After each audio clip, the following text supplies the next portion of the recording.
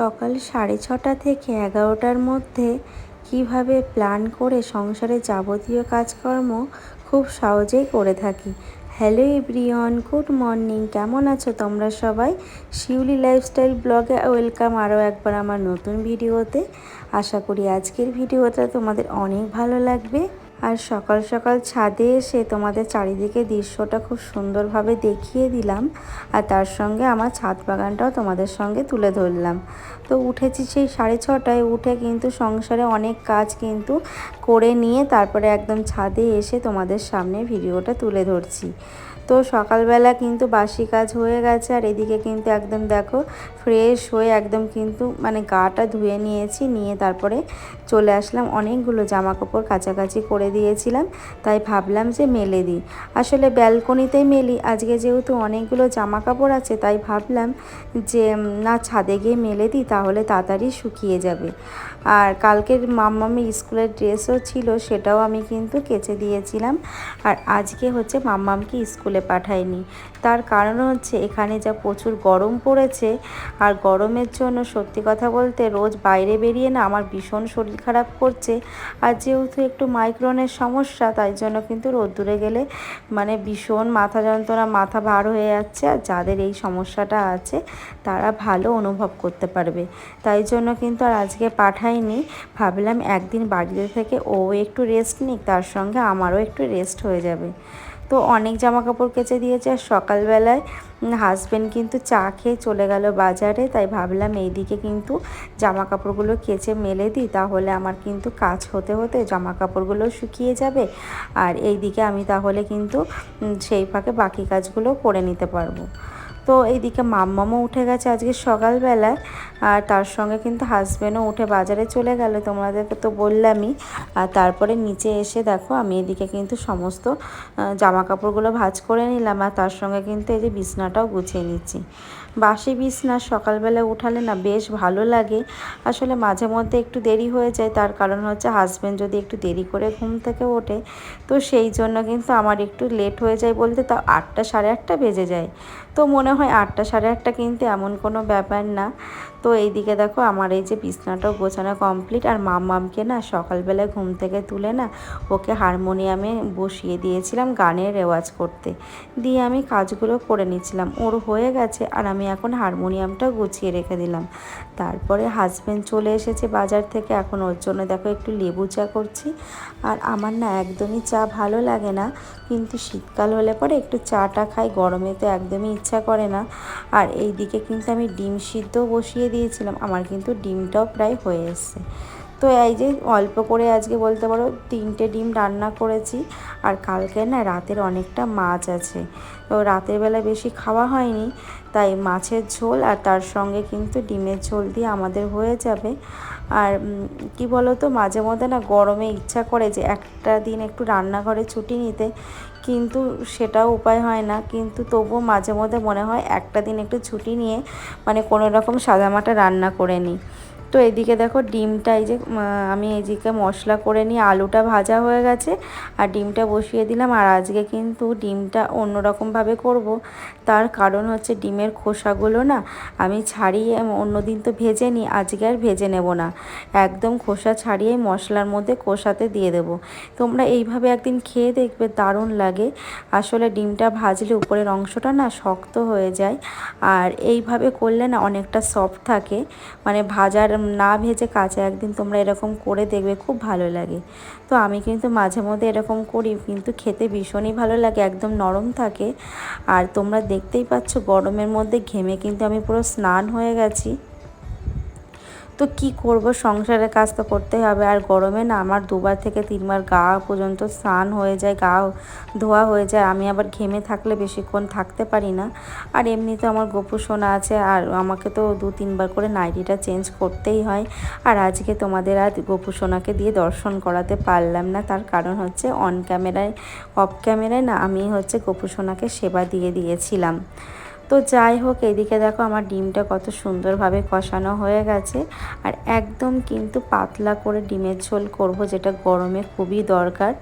তো যাই হোক, এদিকে কিন্তু আমার ডিমের ঝোল হয়ে গেছে। আর হাজব্যান্ডকে না খাবার দিয়ে দিলাম, ও নিয়ে চলে গেল। যাওয়ার সময় এত পরিমাণে তাড়া দিচ্ছিল, তাই আর ক্যামেরাটা আর অন করতেই ভুলে গেছিলাম। তো ওকে খাবার দিয়ে দিলাম, আর ওকে বললাম যে তুমি কিছু খেয়ে যাও। তো ও বললো আমি খাবো না। আসলে মাঝে মধ্যে সকালবেলা খেয়ে যায় না, ও বাইরে কিন্তু ডিম টোস্ট, নালি, কচুরি, পরোটা এগুলো খেয়ে নেয়। তো আমাদের দেখো পাউরুটি এনে দিয়ে গেছে, তো আমাদের বললো যে তোমরা ডিম টোস্ট করে খেয়ে নাও। তো এদিকে দেখো ডিম টোস্ট করবো, এদিকে মাম্মাম কিন্তু ওই ঘরে হোমওয়ার্ক করছে। তো আমি বললাম যতক্ষণ না হয় ততক্ষণ তুমি লিখতে লাগো, আমার টিফিনটা হয়ে গেলে তোমাকে ডেকে নেব। তো এদিকে দেখো আজকে কিন্তু পেঁয়াজ, কাঁচা লঙ্কা দেবো না, নুন আর গোলমরিচ দিয়েই করব।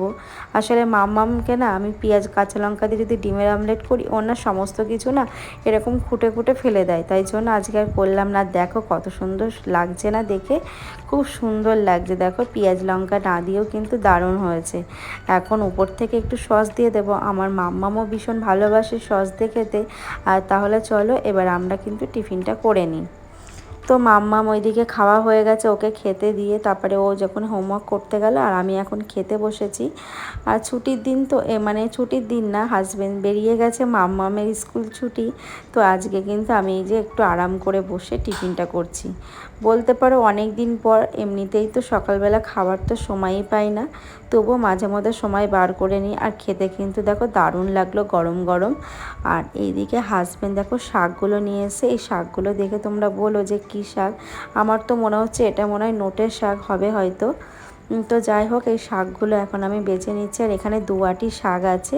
তো ও কিন্তু শাক এনে দিয়ে গেছে। তোমাদের তো আমি সবসময় বলেছি যে আমার বাড়িতে কিন্তু প্রত্যেক দিন একটা না একটা শাক বা কোনো সবজি হতেই থাকে। আর কালকে জানো তো বললাম যে মাছের ঝোল আছে, কাঁচকলা আলু দিয়ে যে মাছের ঝোলটা করেছিলাম, আর যে একটা সবজি করেছিলাম সেটাও না রয়ে গেছে। কালকে না সন্ধ্যাবেলায় মাম্মাম একটু চাউমিন এগুলো খাওয়া হয়েছে, তাই জন্য কিন্তু রাতে সেইভাবে কিন্তু আমাদের খাওয়া হয়নি। তো অনেকটা তরকারি আছে, তা ভাবলাম যে এখন শাক করে রাখলে দুপুরে আমার আর মাম্মামের এত পদ দিয়ে তো খেতে পারবো না।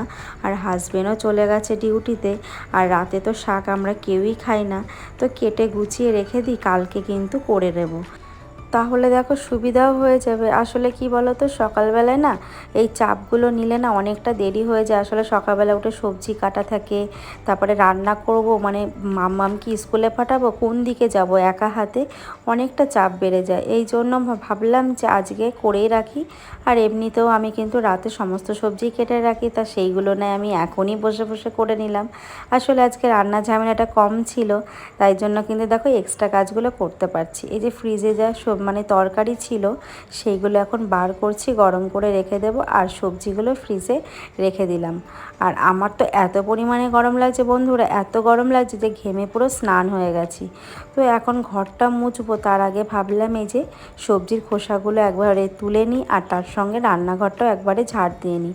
আসলে ঘর মুছতে গেলে না এত অসুবিধা হয়, আর ঘরটা যদি ক্লিন না থাকে, ঘর মুছতে গেলে কিন্তু ভীষণ এই যে এই সবজির খোসাগুলো আটকে যায়। তাই জন্য আমি এখন ভালো করে ঝাড় দিয়ে নিচ্ছি। আর সারাদিনে একবার থেকে দুবার না, 3-4 বার কিন্তু আমার ঝাড় দেওয়া হয়ে যায়। আসলে ভীষণ ধুলো জানো তো। আর সংসারের কাজগুলো না এইভাবেই একা হাতে সমস্ত কিছুই করি। আর তার সঙ্গে তো মাম্মাম তো আছেই। আর হাজবেন্ড তো সারাদিন বাড়ি থাকে না, সেই সকালে চলে যায় আর রাতে আসে। মানে যাদের হাজবেন্ড মানে বাইরে কাজ করে, বাইরে জব করে, তাদের পরিস্থিতি আর আমার পরিস্থিতি অনেকটাই এক। তার কারণ আমার হাজব্যান্ড বাড়িতে থাকার নামেই থাকা, কারণ আর সকালে যায় রাতে আসে, সমস্ত কিছু আমাকে একাই কিন্তু এইভাবে ম্যানেজ করতে হয়। মাম্মামের পড়াশোনা, তার স্কুল থেকে আনা, তাকে পুরো টেক কেয়ার করাটা একমাত্র সব আমি করি। আর তার সঙ্গে কিন্তু হাজব্যান্ডের সকালবেলায় কি খাবার নেবে কি নেবে না, সব কিছু কিন্তু আমাকে ঠান্ডা মাথায় বসে এগুলো আমি আগে ভেবে নিই। আর তারপরে সকালবেলা উঠে তো এক নিঃশ্বাসে আগে আমি কিভাবে মাম্মামকে স্কুলে রেডি করে পাঠাবো, সেই চাপটা তো আগে থাকে। তো একা হাতে সমস্ত কাজ এইভাবে আমাকে করতে হয়, একদম সকাল থেকে রাত 12টা পর্যন্ত। তো তোমাদের তো সারাদিনের ভিডিওটা তো আর তুলে ধরা সম্ভব নয়, তাহলে তো অনেকটাই বড় হয়ে যাবে, তাই না? তাই জন্য যতটা পারি ততটাই তুলে ধরার চেষ্টা করি। আর তোমরা আমার রান্নাঘরকে প্রত্যেক দিন অনেক অনেক বন্ধুরা কমেন্ট করো, দিদিভাই তোমার রান্নাঘরটা খুব সুন্দর সাজানো গোছানো। হ্যাঁ, আমি আমার রান্নাঘর না, আমি সব কিছু সাজিয়ে গুছিয়ে রাখতে পছন্দ করি। সে যেমনই হোক না কেন, ভাঙা বলো আর বা ইটের বলো, যেরকমই হোক না কেন, আমি কিন্তু সেই নিজের ভেবে নিজের ভালোবাসা দিয়েই কিন্তু আমি গুছিয়ে রাখার চেষ্টা করি। আর আমার কিন্তু এই রান্নাঘর বলো বা এত কিছু বলো, এটা কিন্তু খুব সহজ ছিল না। আমি অনেক কষ্ট করে সংসারকে ভালোবেসে আস্তে আস্তে আস্তে আস্তে তিলে তিলে কিন্তু আমি আমার এই সংসারটাকে সুন্দরভাবে গোছানোর চেষ্টা করছি, এখনও কিন্তু করে যাচ্ছি। আর আমি কিন্তু একটা ভাঙা টেবিলের উপরেই রান্না করতাম, খুব কষ্ট করে নিচতলা থেকে উপরতলায় জল টেনে নিয়ে এসে সংসারের সমস্ত কাজ করতাম। তো সব কিছু কিন্তু সবার জীবনে কিন্তু অনেক কষ্ট করে তারপরে কিন্তু ভালো জায়গায় মানে এগোতে পারে। আসলে ভগবানের আশীর্বাদ থাকলে সব কিছুই সম্ভব। কথায় আছে না, কষ্ট না করলে কেষ্ট মেলে না। তো যাই হোক, তোমাদের সঙ্গে গল্প করতে করতে ঘর মুছে স্নান করে একদম দেখো পুজোর একদম লাস্টে চলে এসেছি। আর আজকে তো বৃহস্পতিবার, তোমাদের তো নতুন করে কিছু বলার নেই যে বৃহস্পতিবারে পুজোটা কিন্তু সবসময় আমি কিন্তু অনেক নিষ্ঠা ভক্তি ভরে মা লক্ষ্মীর পুজো করি। তো সবসময় চাই যে আমার সংসারটা যাতে ভালো থাকে, সেই জন্য কিন্তু আমি সবসময় কিন্তু সংসারের জন্যই ভাবি। আর বিশেষ করে বৃহস্পতিবারে আমি সবসময় কিন্তু মা লক্ষ্মীর একদম মন ভক্তি ভরে পুজো দিই, যাতে আমি স্বামী সন্তান নিয়ে ভালো থাকতে পারি বা আমার সংসারটা যাতে ভালো থাকে। তো যাই হোক, পুজো দেওয়ার পর দুপুরে দেখো আমি আর মাম্মাম খেতে বসে গেছি। তাহলে চলো বন্ধুরা, ভিডিওটা এখানেই শেষ করছি। আবার দেখা হচ্ছে নেক্সট কোনো ব্লগে। ততক্ষণ তোমরা সবাই ভালো থেকো, সুস্থ থেকো। আর ভিডিওটি ভালো লাগলে অবশ্যই একটা লাইক কমেন্ট করো। Tata, by.